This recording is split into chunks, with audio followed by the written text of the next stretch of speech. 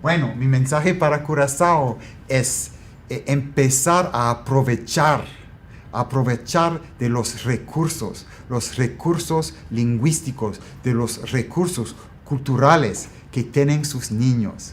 Los niños de ustedes son ya plurilingües cuando llegan a la escuela. Tienen una destreza muy desarrollada, por ejemplo, en papiamento. Ustedes tienen que aprovechar de esta destreza de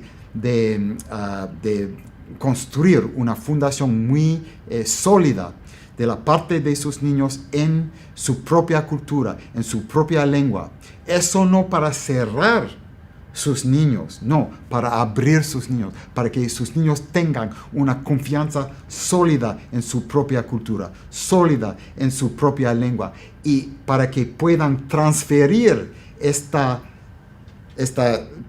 fundación sólida en su propia cultura y su propia lengua a otras culturas y otros idiomas como el inglés, el español y el holandés.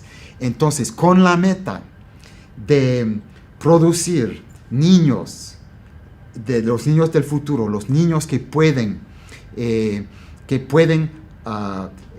hacer todo lo necesario para tener éxito en el mundo del futuro, un mundo donde la gente que tiene destrezas en muchos idiomas va a ser la gente que va a ganar en la competencia internacional en un mundo globalizado.